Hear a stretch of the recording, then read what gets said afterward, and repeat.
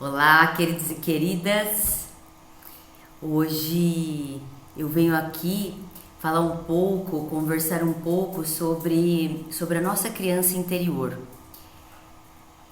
Nós, né, até os 7 anos principalmente, não que depois não, né, mas até os 7 anos principalmente, é quando nós formamos as nossas crenças mais convictas, né, que nós temos, porque até então nós não temos o intelecto, né, o racional liberto. Então a gente realmente, tudo que nos falam, né, sobre nós mesmos, sobre as coisas, a gente acredita como uma verdade absoluta e a gente vai criando, a gente vai formando a nossa personalidade, né? Esta máscara que a gente leva pela vida e que, se a gente não olha de uma maneira a questionar, a ver se aquilo realmente, espera um pouquinho, amor, se aquilo realmente é bom, se aquilo realmente é certo, se aquilo realmente é justo, né? Se aquilo realmente é coerente. Se aquilo não é ruim, a gente segue, né? A partir destas feridas, né? Dessas crenças sobre as coisas e sobre a nossa própria imagem, né? Sobre nós mesmos. Então, nós, né, nossos pais, nossos avós, e eu falo isso porque não existe um julgamento, né, porque a gente vai falar aqui, por exemplo, que nós fomos julgados, que nós somos condenados, porque você, né, quando a gente fica muito bravo, quando uma criança erra, né, quando a gente ameaça para conseguir alguma coisa, quando a gente age com muita braveza, com muito autoritarismo,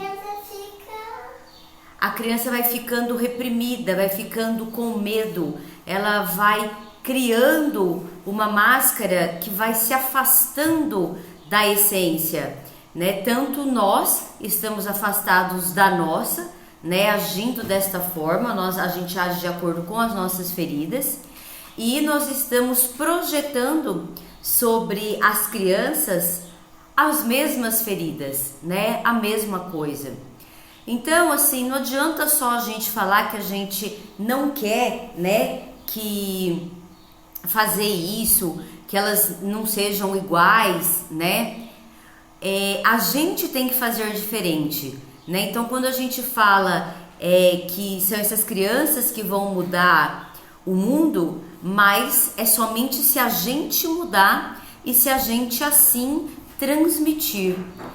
E não é através da fala, né? Eu faço uma coisa e falo outra, né? Porque a criança, ela capta exatamente o como a gente fala, né? Então, quando eu comecei este processo de me olhar, de olhar para todas as minhas feridas, né? E isso é um processo contínuo e eterno, e eu falo isso porque ele não vai acabar, né? Toda vez a gente vai estar se observando para a gente realmente, a cada dia, estar atuando melhor, né? Então, assim, eu percebia eu falando com muita braveza, né? Então, assim, sempre, quando de criança, me chamavam de brava, né? Eu fiquei brava também. chamaram ela até de Mônica, porque a Mônica é brava.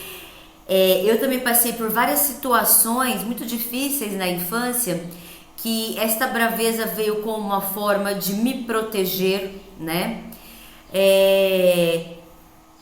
Uma forma muitas vezes condenando, julgando aqueles comportamentos, sem saber, né, que a criança, ela está simplesmente mostrando para nós, né, através daquele comportamento, as nossas feridas, os nossos sentimentos, que muitas vezes estão inconscientes. Então a gente fala, não, mas eu não julgo, eu não condeno, Mas você faz isso.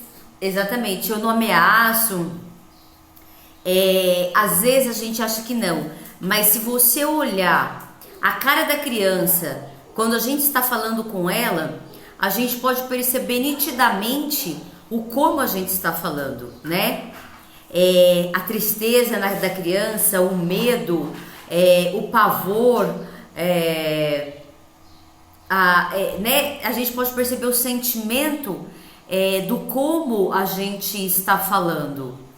Então, a gente investigar as nossas feridas, né? Muita gente fala, não, eu tive uma infância super feliz e não, e pode não, todo mundo tem, né? Os seus momentos felizes, os momentos desafiadores, mas a gente olhar para isso, não é pra gente ficar ali se culpando ou culpando o outro, né? Os nossos pais, os nossos educadores, mas pra gente poder fazer de forma diferente, por a gente já ver em nós que Suzinha, né, que a gente foi também construído com muitos medos, com muito autoritarismo. E assim, pra gente também não cair numa permissividade, porque muitas vezes a gente fala assim, eu não quero repetir o que os meus pais fizeram, então eu não vou bater, eu não vou gritar. Isso é quase impossível se você não vai ressignificar essas dores, né? Vai chegar nas situações, isso vai acontecer. Ou então a gente cai na outra polaridade, que no caso que é a permissividade, o que também não vai construir um ser humano saudável, porque a permissividade também faz com que ele não entenda limites, né? Não entenda de construir um bom senso, um discernimento. E sempre, assim, este olhar para nós a partir dos comportamentos da criança, né? Sem julgar este comportamento, sem condenar. Eu sei que falando parece uma coisa simples, até é simples, mas não é fácil, né? Porque essas memórias muitas das vezes estão inconscientes, então a gente nem percebe que a gente está atuando dessa determinada maneira. A gente acha que é assim e pronto, ou então a gente acha que está consciente das memórias inconscientes e a gente continua atuando da mesma forma. Então a gente tira uma da cara da criança, né? A gente muitas vezes é super bravo, muitas vezes é super permissivo, muitas vezes super protetor, e isso é um prejuízo para a criança tremendo.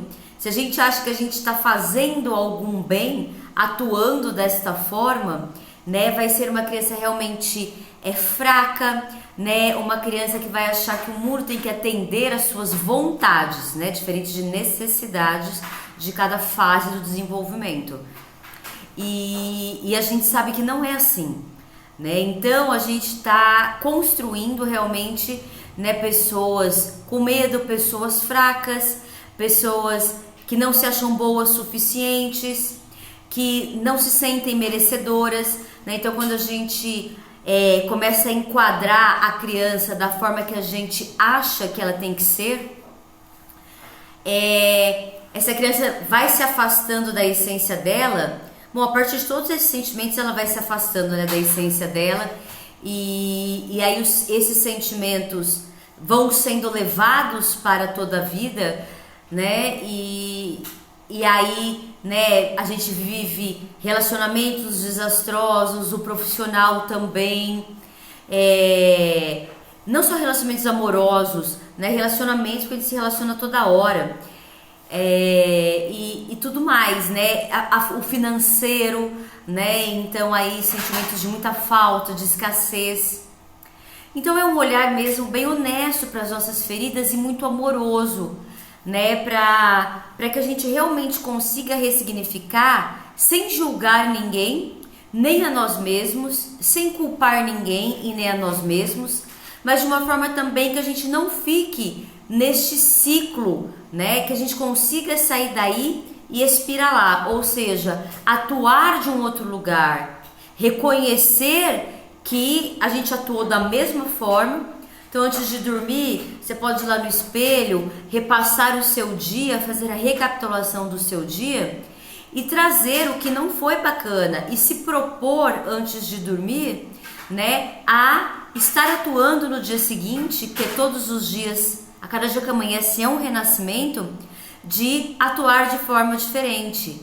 E assim você vai atuar da mesma forma no outro dia, mas você vai se propor de novo, e assim até que você vai conseguindo. Mas se a gente não se policia, se a gente não se vigia, se a gente acha que eu sei do mental, mas né, para a prática é uma outra coisa, a gente não vai atuar de uma maneira diferente, né? E ainda a gente vai continuar julgando, condenando, culpando, rotulando, estereotipando, humilhando, e desta forma, né, nós não vamos realmente ter uma mudança, coisa que a gente pode fazer em nós para ter uma geração assim, né, muito mais saudável, e isso sem críticas a nós ou a qualquer pessoa, porque essa crítica, né, ou a culpa ou o julgamento, a gente não sai desse ciclo vicioso, né? Então é sempre com muito amor, é sempre com muita honra à nossa história, aos nossos pais, aos nossos antepassados, e é sempre uma construção, né? Quando a gente se propõe a este olhar, a esta percepção, a gente vai conseguindo, né, mudar e transmutar, transformar e ressignificar todas as memórias, né, e atuar realmente, né, de um outro lugar. Eu no próximo vídeo vou falar mais da nossa criança, mas eu fico por aqui hoje.